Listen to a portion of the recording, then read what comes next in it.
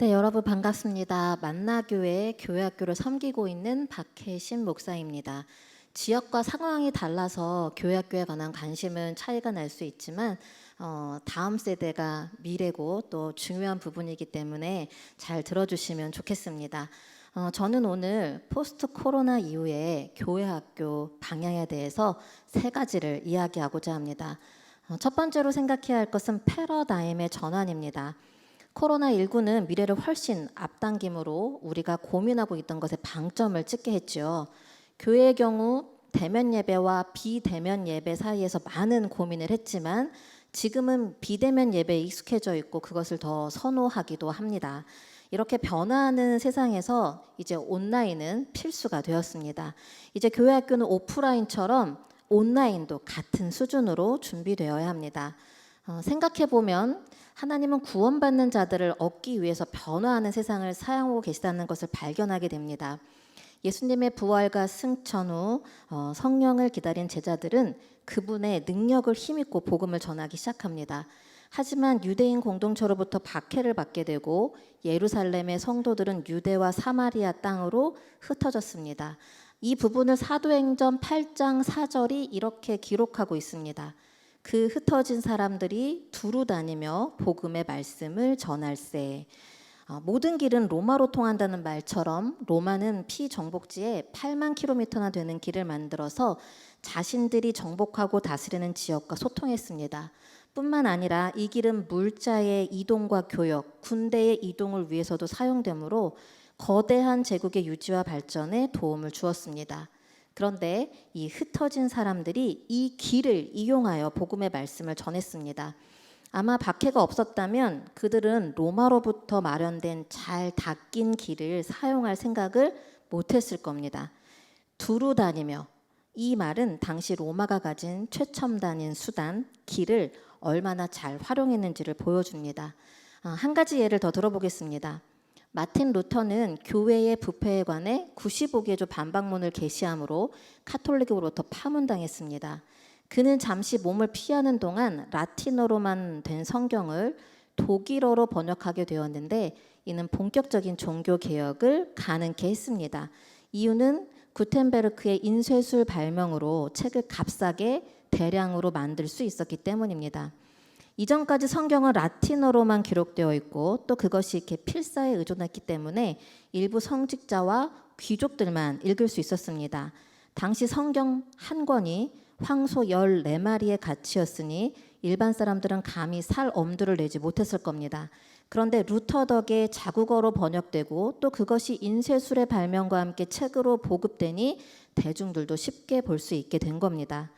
루터가 당시 인쇄술을 활용한 것은 너무도 잘한 일이고 그 덕에 종교개혁은 급물살을 탔으며 종교와 진리가 주는 본질에 집중하게 되었습니다. 그렇다면 변화하는 세상을 들여다보고 그것을 활용할 수 있는 것은 적극적인 선교입니다. 코로나19의 유익이라면 우리로 하여금 온라인이라는 잘 닦여진 길을 두루 다닐 수 있게 했다는 것입니다. 거기서 우리는 디지털 세대를 만납니다. 이제 그들에게 성경의 이야기를 들려줄 수 있어야 합니다. 루터가 독일어로 자국민에게 성경을 번역해 주었던 것처럼 디지털 언어로 하나님의 말씀을 들려주어야 합니다. 이것이 오늘을 살아가는 교회와 교회학교의 몫입니다. 그렇기 때문에 오프라인과 온라인 두 영역에서 다음 세대 사역이 활발하게 진행될 수 있도록 우리의 의식을 바꾸고 사람과 환경에 적극적으로 준비하는 교회학교가 되어야 하겠습니다. 두 번째로 생각해야 할 것은 교회학교 예배입니다. 코로나19 전과 코로나19 후에 바뀐 것이 있다면 교회학교 예배입니다. 전에는 교회학교 예배를 드리기 위해서 오프라인 현장에 가야만 했습니다. 미디어로 앞서 있는 만나교회도 교회학교 예배는 영상으로 된 것이 없었습니다. 그런데 지금은 대부분 교회의 교회학교 예배를 영상으로 송출합니다. 그러다 보니 수면 아래에 있던 것이 수면 위로 드러났습니다. 우리 아이들이 드리는 예배는 어떤 건가 하고 보기를 원한다면 얼마든지 볼 수 있게 되었습니다. 바야흐로 교회학교 예배가 활짝 열렸습니다. 하지만 그동안 우리의 예배를 한번 생각해 봅시다. 어떻게 예배를 준비했나요? 예배를 준비하는 교회학교 교육자를 비롯하여 교회에 있는 분들이 어른 예배처럼 그 시간을 똑같은 비중으로 여겼는지요. 대부분의 한국교회에서 교회학교는 부차적인 사역으로 취급받습니다. 또한 젊은 교육자들의 첫 사역지가 교회학교이다 보니 연륜이 없고, 또 반면에 교회학교 교사들은 오랜 시간 헌신했던 이들이니 갈등이 생깁니다. 배운 건 없고 바라는 건 많고, 그래서 교회학교 사역자들은 자주 바뀝니다. 그러나 이마저도 힘들어지고 있습니다. 사역자 구하기가 어려워졌습니다. 신학교를 지원하는 이들이 줄어들고 있고, 또 학교를 다닌다고 해도 사역보다는 편의점 알바를 선택하는 것이 현실입니다. 게다가 이들은 멀티플레이어를 요청받습니다. 왜냐하면 교회학교 사역은 종합 목회이기 때문입니다. 예배를 비롯하여 양육, 관리, 행정, 기획, 프로그램 진행 등 할 일이 많습니다. 그렇기 때문에 예배와 메시지가 중요한 것을 알면서도 에너지를 집중하기가 어렵습니다. 그나마 수면 아래에 있을 때는 괜찮았습니다. 그러나 이제는 교회학교 예배를 누구나 경험할 수 있게 되었습니다. 이런 상황 속에서 우리의 예배는 괜찮을까요?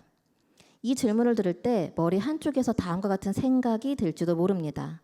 아이들인데 잘 놀아주고 잘 먹여주고 사랑을 듬뿍 주면 되지 않나요?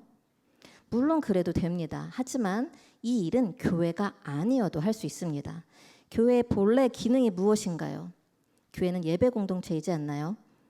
어른들과 똑같이 우리가 만나는 다음 세대는 영적 존재입니다. 그러므로 교회학교 사역에 있어서도 가장 중요한 것이 예배이고, 이를 잘 준비해야 합니다. 그래야 이들이 기성세대가 되었을 때 교회에 머물 수 있습니다. 활짝 열린 교회학교 예배를 통해서 하나님의 말씀이 다음 세대 자녀와 가정 가운데 풍성히 흘러갈 수 있도록 무엇보다 예배에 집중하는 교회학교가 되어야겠습니다. 포스트 코로나 이후의 교회학교 방향 세 번째는 신앙교육을 부모와 연대하는 일입니다. 코로나19는 우리 신앙생활에 아주 큰 변화를 가져왔는데, 그것은 주일이라는 시간과 교회라는 장소를 일상과 가정으로 바꾸어 놓았다는 점입니다. 이제는 부모가 자기 자녀의 신앙을 책임지지 않으면 안 되는 시대가 되었습니다. 그동안 자녀들의 신앙을 교회에게 위탁했다면 이제는 가정에서 그 몫을 감당하게 되었습니다. 교회는 부모가 그 역할을 잘할 수 있도록 적극적으로 도와야 합니다. 그리고 지금이 기회입니다. 저는 이 기회를 잘 잡아야 한다고 생각합니다. 경기도 교육연구원은 작년 10월에 80년대생 초등학부모가 온다라는 보고서를 냈는데, 저는 이 보고서에 관한 기사를 읽다가 맨 마지막 문장에서 크게 공감했습니다. 다음과 같이 서술하고 있는데 잘 들어보시기 바랍니다. 이들은 학교 교육과 자녀 교육에 관심이 높았다. 그러나 녹색 어머니회 등과 같은 활동에는 실제로 잘 참여하지 않았다.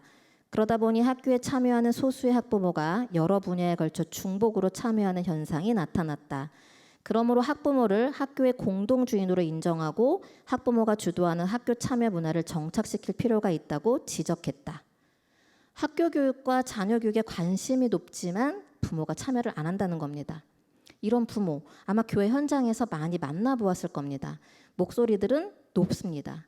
그런데 안 합니다. 하지만 보고서에서 학부모를 학교의 공동주인으로 인정하고 그들을 참여시켜야 한다고 한 것처럼 교회 학교도 마찬가지입니다.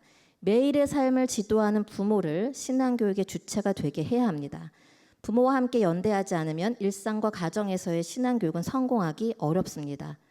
이런 이유에서 부모와 교회가 함께하는 신앙교육의 연대가 있도록 부모와 동역하는 교회학교가 되어야 하겠습니다.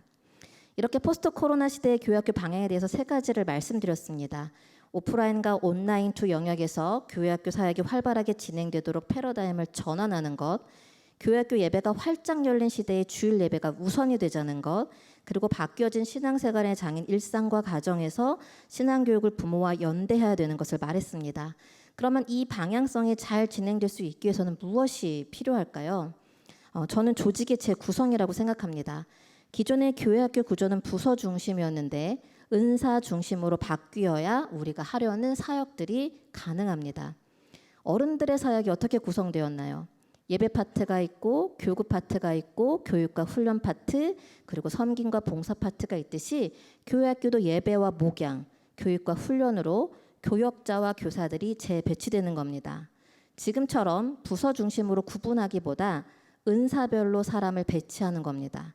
이는 과거처럼 세밀하게 나누어진 부서 중심으로는 새로운 세상에서의 교회학교 사역이 어려울 수 있기 때문입니다. 그래서 만나교회는 조심스럽지만 도전하고자 합니다. 그리고 여러분의 교회에서도 한번 생각해 보셨으면 좋겠습니다. 코로나19로 인해서 새로운 판이 형성되어 있고 또 우리가 만나는 다음 세대는 이미 미래에 있습니다. 그런데 교회가 현재에 머물러 있으면 이들이 기성세대가 되었을 때 절대 품을 수 없을 겁니다. 그 세대를 잃지 않기 위해 오늘 우리가 여기에 모인 줄 믿습니다. 이 시간이 좋은 열매로 나타나기를 바라며 이상으로 마치겠습니다. 감사합니다.